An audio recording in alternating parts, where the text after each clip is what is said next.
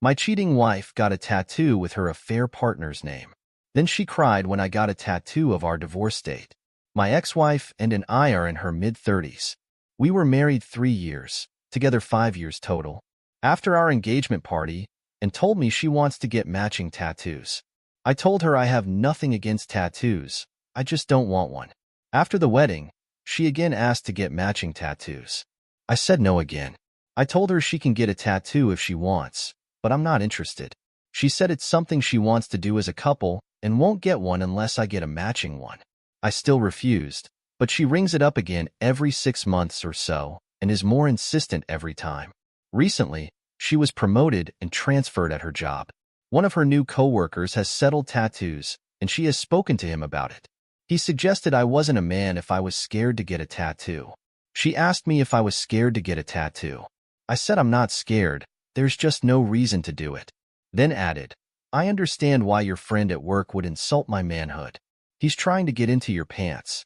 But why would you throw his words in my face? Her response was, if the shoe fits, then she got up, went to the bedroom and slammed the door. That was when I began to suspect that she was sleeping with the coworker. She didn't talk to me for 2 days. A few days later, she told me she was going shopping. That evening, she came home and showed me her new tattoo. 2 Chinese symbols on her forearm. She said they mean strength and independence. When I looked closer, I saw there were English letters, JW, beneath the Chinese ones. I asked her about the initials. She was silent a while, took a deep breath, and said they were her coworker's initials. She had taken her to his tattoo artist. He had suggested those particular Chinese characters. He stayed with her and lent support while she got inked. She wanted to honor that support and their friendship, so she had his initials tattooed beneath the symbols. Controlling my anger, I told her that having another man's initials tattooed on her body was disrespectful to me and that she should have them removed. She said I was trying to control her and that I said she could have the tattoo and refused to share the tattoo experience with her. So she had chosen to share that experience with a friend who wasn't scared of a little needle. I sat there at a loss wondering how could she not see that it's disrespectful. We barely spoke the next few days, and when we did the tattoo was always the subject. She said I should get over it, and there's nothing wrong with having JW's initials tattooed on her arm. I asked if she was sleeping with JW. She hesitated, then said yes, and actually sneered at me. At least he's a man, she said. The detail of our breakup and divorce aren't important other than to say that it was not contested. The few times we spoke during the process, we were civil to each other. The day the divorce was finalized, I called her and told her I finally had a good reason to eat. So I got a tattoo. I said my tattoo also symbolizes strength and independence. My tattoo is the date our divorce was final. She was silent a while. When she began to cry, I hung up. Second cheating story. My mom had an affair with my brother's wife. Yeah, you read that right. This is a 100% true story that I've been wanting to get off my chest for a while. So my brother, 25 male, met his wife, 25 female, in his last year of pharmacy school, and the two of them got engaged very soon after meeting, only about 4 or 5 months. This is how people in our culture usually get married. During the time that they were engaged, they would spend a lot of time together, but they were never allowed to be completely alone together until they were married. Again, another culture thing. So this meant that she spent a lot of time at my house where either me, my sister, or my mom would stay with them. So all got pretty comfortable around each other, and this is where it started to get weird. My mom, 44, would be a little too friendly with my sister-in-law, for example. If we were watching a movie, they would sit next to each other. Then that turned into leaning on one another, then full-on cuddle. Another example is they would be on FaceTime, literally 24/7.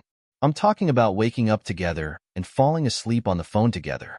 It got so bad that my brother would complain that he never could call her because she was always too busy talking to my mom. Eventually, me and my sister called my mom out on this, saying it was a little weird that she was always on the phone with her, and of course she's very angry we called her out on this, but she said they are just really close and that she would stop calling her so much, but that never happened. She just started to hide it, and then would spend hours on FaceTime without even saying a word. They would just have their AirPods in and listen to each other's background noises and text each other when they wanted to say something. And this went on for the entire engagement. Me and my sister would joke about the two of them being gay lovers, but we were always joking because we would never have thought it would get that far. So let's fast forward a couple months of their weird behavior. I come home from work and my mom, sister and sister-in-law were home, and my sister also just got home maybe 10 minutes before me, and my mom and sister-in-law have been home alone with each other all day. I take a seat on the couch next to my sister, and she sends me a text. Go look at what's on mom's bed. Don't make it obvious. So I get up and start walking in my room and peeking very quickly when I pass my mom's room at first. I didn't see anything, so took another quick look, and that's when I saw a strap-on sitting on the corner of my mom's bed.